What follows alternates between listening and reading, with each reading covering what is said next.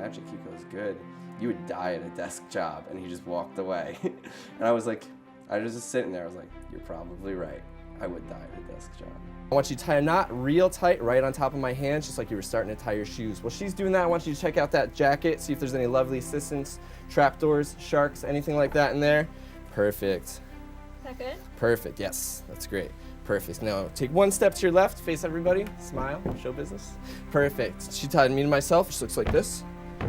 I want you to open that up like a blanket and place it over my hands for me, okay? Here's what we're gonna do. Now, Harry Houdini used to do this trick in about 4 minutes, but we're gonna see if we can do it a little bit quicker. Hold on, we're not ready to start yet. Here's what I'm gonna do. Can you pull off that jacket for me real quick? Perfect. Tied me to myself, which looks like that. Here, place it back over my hands for me. So here's what's gonna happen in 1 second. We're gonna place it right over here. We're gonna have you come stand over here. We're gonna have you come stand over here, and I'll give you both a big round of applause. Oh man, is this really good? Is this really gonna like amaze somebody? Are people gonna be impressed by this? I want you to pick out a card, any card that you like. If you have a favorite card, you can choose it. Anyone that you want. This one. Yep. Look at it, memorize it, show it around to everybody. I won't look. There's a camera behind you, so they should be able to see it. Just let me know when you're good. I'm good. All right, great. And just tell me when to stop anytime you like say stop. Okay. Stop. Right there. It's a lovely spot that you picked out, by the way. What we do is you just give it a little bit of a snap, just like so. We can give it a little bit of the shuffle. Ah, dropping cards. Anyway, was not the 4 of hearts. No. All right. 3 of diamonds? No. No. All right, well, what I want you to do, Stephanie, is hold out your hand for me real quick. And this is, I want you to just place your other hand on top of it and squeeze it real tight so I can't get to it. But we're gonna do it just like this, where if we take, let's see, the jack, we'll try the jack. We'll give it a little bit of a spin underneath. And now I have the 3. So what do you have in your hands? Oh, I have my card. There you go.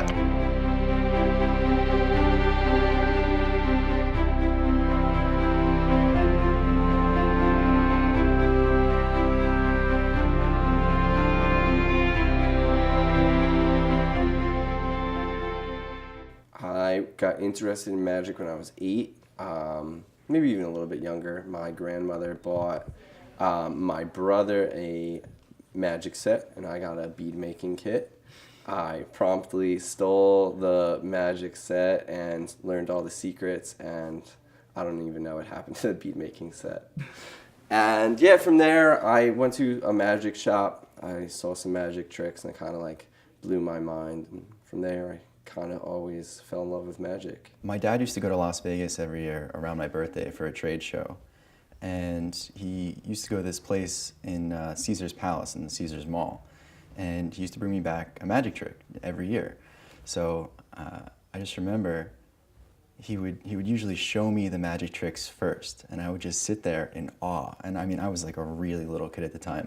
And then I'd always beg him to tell me how he did it, and then he'd show me, and then I would go to school the next day, and I would show all my friends at school. I was like the Chris Angel of kindergarten, so that was pretty cool.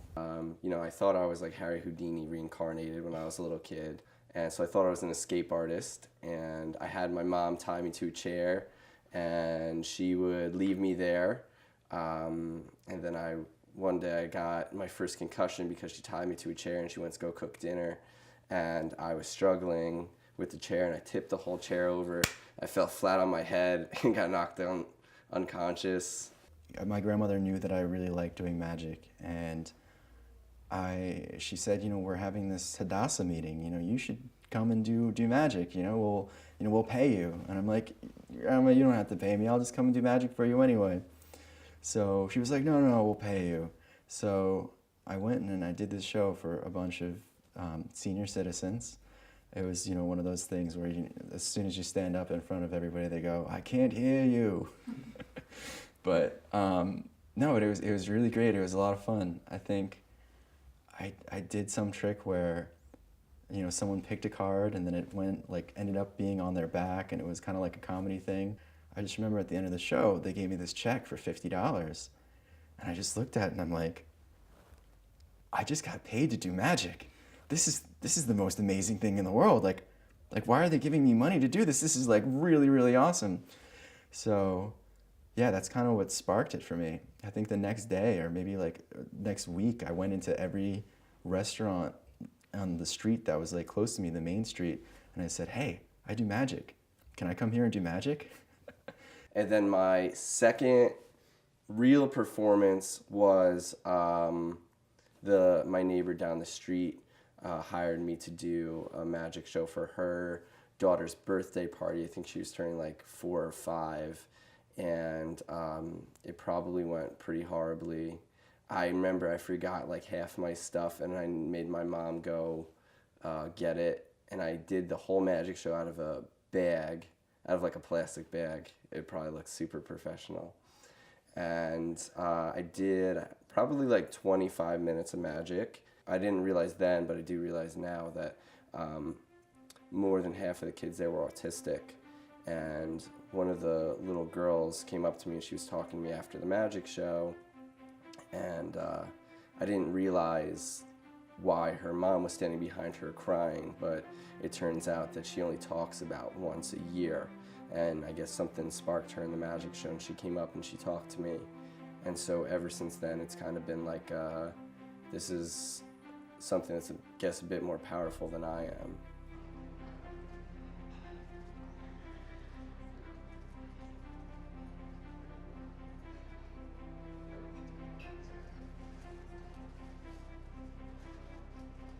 Hopefully, if we did this right, we made you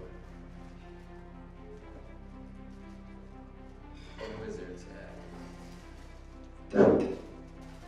Want to try this on? Show everybody? Alright, here we go. Everybody give her a big round of applause. Face over there, take a big bow. When people hear that you're a magician, the first thing that they say to you is always, so do you kids parties and stuff? It's actually not even that. It's usually, I have this little nephew, he's having a birthday party in a few weeks. And then I usually say, well, that's great. I specifically don't do children's magic, but I know somebody that does, and then I'll refer them to someone that does do, children's magic. But I try and, every time that I run into somebody like that, I try and kind of educate them a little bit more about what I do, and trying to, spread the word about how magic can be an intellectual kind of form of entertainment for people. My favorite events are corporate events, cocktail hours. I've done a few country clubs, which were excellent, so it's just a whole bunch of guys drinking whiskey and smoking cigars, and I get to go there and entertain them. I like, I guess, more upscale events. I like suit and tie events. I love like black tie events. I mean, for more reasons than just people are wearing suits and those are easy to pickpocket. But I don't know, I like it because I feel like that what I'm giving to them, they're recognizing as almost like an intellectual form of entertainment, where they appreciate that what I'm showing them is not exactly, it's not for kids, it's for adults, and it's really interesting, and it's thought-provoking, and it's meant for that kind of venue. I have a favorite effect where it starts out really simple, and I think I almost start out every single close-up little miniature show that I do with this effect, because I feel like it engages people and it kind of exemplifies what I'm trying to show them. So the effect is that I take a coin and I take a napkin. Very simple. Just take the coin, place it inside. Most people think that the coin goes up the sleeve. Really? I go, well, most people aren't impressed by the coin. They're more impressed by the wine bottle. And then I make a wine bottle appear from underneath the cloth that they had just seen be completely empty and folded and everything the entire time. And it's at that point where you can literally just see their mind go, and then they go, okay, yeah, show me more, that was amazing. You have confidence in the effects that you do. And after a period of time, you start getting into the effects that are working well for you, and you just start using those over and over and over again. So it's like anything else. It's kind of hard to break a habit like that, because you feel so comfortable with these effects, and to introduce a new one, it's kind of like, oh, well, I'm not as comfortable with that one. So maybe I'll just use this one instead, and then you never kind of do it. But I wouldn't say that I necessarily get bored, but it's more of that I get disappointed in myself that I'm not progressing, that I'm not learning new things. And I feel almost like, well, if I can't keep doing these same tricks forever. I have to do more, I have to grow, I have to expand.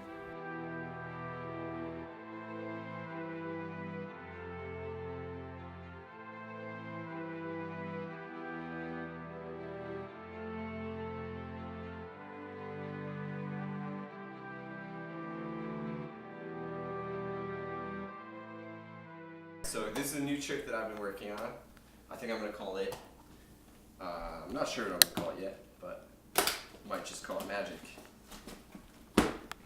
It's what's for dinner. So everything I do, I try to use a lot of ordinary props in my show, things that are relatable, and it's constantly evolving. It's something I've been working on for years. I mean, I have some of the same tricks I've been doing since I was 13, and some of the tricks I got yesterday, so it's a lot of fun.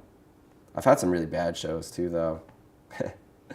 I did a show one time. One of my big tricks is that I make a signed $100 bill disappear, and then it's supposed to reappear inside of an orange at the end of the show. But I lost the $100 bill one time, but this really nice lady found it sitting in the front row, and she gave it to me, and I was able to pull the trick off, and I'm forever in her debt. I wish I knew who she was. I'd like send her a cake or like an edible arrangement or something. I don't know. When you are putting up your own show, you need to, one, find a venue. That is a really important part, and you need to find a place that, one, you can afford.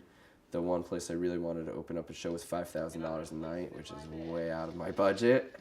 But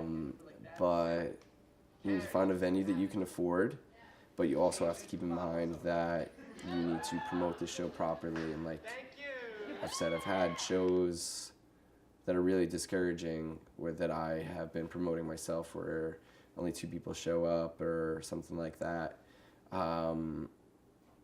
So I'd like to, do some more advertising and stuff like that, try to advertise a lot better. So you need to find a venue, advertise, get everybody you know to show up, and try to keep it going. Watch, you're not gonna believe this. It's gonna float.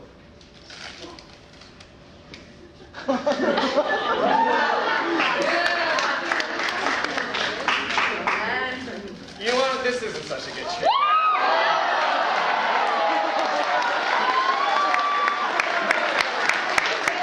I try and do a little bit of online marketing.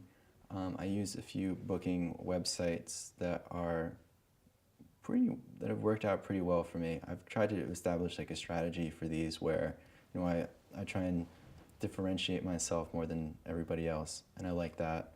I think I'm the #1 magician in Philadelphia on one of the websites, #2 in New Jersey, and like some places, like 6 in New York, but whatever. I'll be #1 in New York soon, so it's cool. And I think I have a nicer website than most people. If you look at most magicians, ironically, they're not very good at marketing.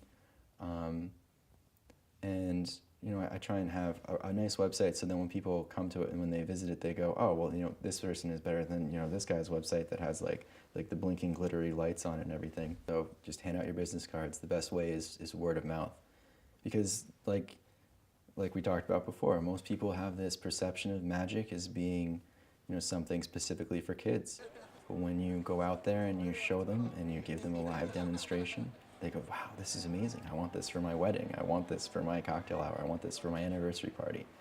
So that's probably the biggest source is word of mouth. In 5th grade, we had to do a report we had to compare and contrast 2 things that we'd like to be when we grew up. And my teacher, who I still have the biggest vendetta against in the world, she was horrible, but anyways, she wouldn't let me pick being a magician as a career choice. I'm going to put my hand over my wand over once, twice, 3 times, and...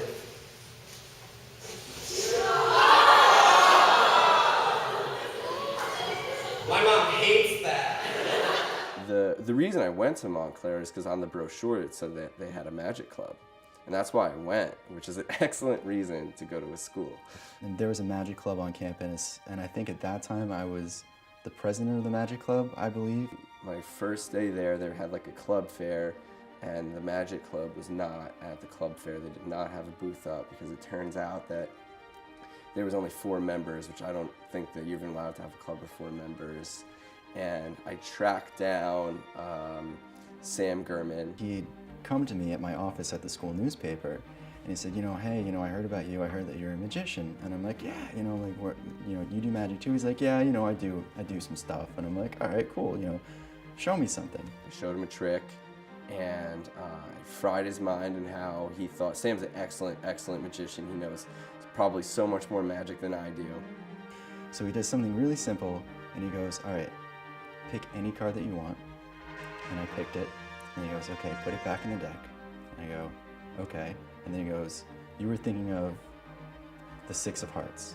And Sam didn't realize that I used the gimmick deck right in front of his face. Like, and he goes, that was like the easiest trick in the world. And it turns out the way that he did it was like something that like I learned when I was in kindergarten. But he just did it just because like he was trying to make a statement more that, this is the magic that I do. Like I do like comedy magic, and this is... So I guess he appreciates the ballsiness of it to this day. I mean, I totally thought he was like the most awesome magician to work with and brainstorm with and come up with things, so.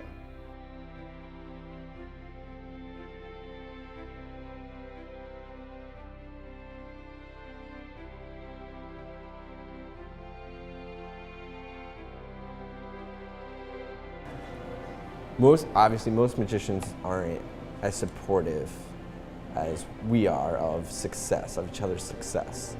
Have you found that other magicians that you meet are a little bit more territorial, or? I don't see it as competition. I mean, it is competition in a way. Yeah. But I mean, I see it as, especially like my friends that are good, it's expanding magic, and it's getting more people to do magic shows, to hire magicians. So it's like, if you're going out and doing really good magic shows, Right. then Right. you're actually getting business from me as well, and we're furthering the cause together. And I don't know, I just never looked at it as like you were taking shows from me or anybody else was taking shows at me. I looked at it as, we're getting shows.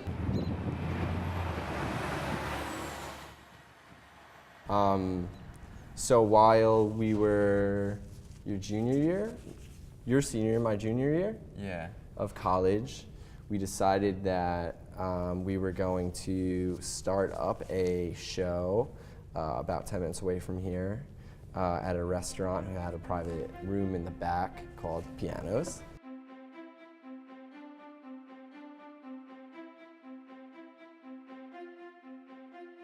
Pianos was tough though.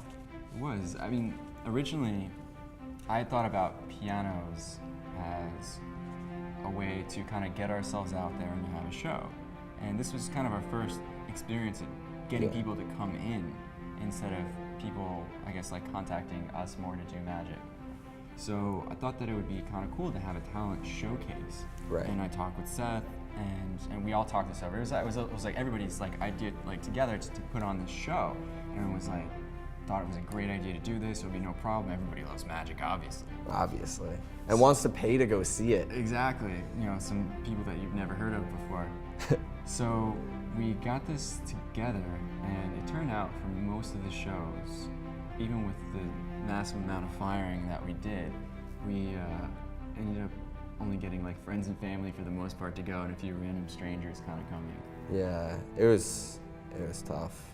But it was still a lot of fun and a great learning experience for us. I would do it again. I mean, we have been talking about doing it again. I mean, now I feel like my life is slowing down a little bit. Like I graduated from grad school, and I was, ridiculously busy. I moved back to New Jersey, got a new job, started doing magic a lot more. But now that I'm more in this routine, I want to start, you know, going back over some of the case studies that I went over when I was getting my marketing degree. And I want to go over some of the literature that I read, you know, involving the psychology of magic and why, you know, people are doing the things that they do, reacting the way that they react to certain effects. And I want to see if I can, you know, I guess, integrate those two into ideas of how to make marketing more effective. So I think I'd like to just I guess more explore that, maybe blog about it, write about it in some way. I've just started to really tap into that. So it's just something that I'd like to explore further. I'm not sure exactly where that's going yet.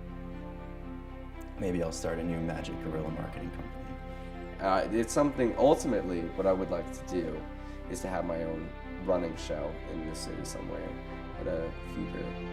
And it's something that I've been trying to do since I guess I was like 19. Every year I've tried to open up my own show somewhere and see how it's going. And it's really, really tough and it gets really discouraging. It's hard to not take it personal when people don't show up. And ultimately, I guess it's, I don't know if it's my fault or not having a big enough advertising budget or whatever it is, but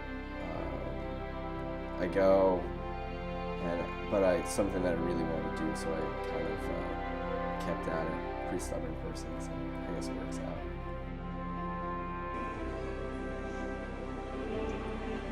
If you look inside there, you should see something that shouldn't be in there. I want you to pull that out for me. If that has your signature on it, everybody's going to give us a ginormous round of applause. Is that your show, everybody?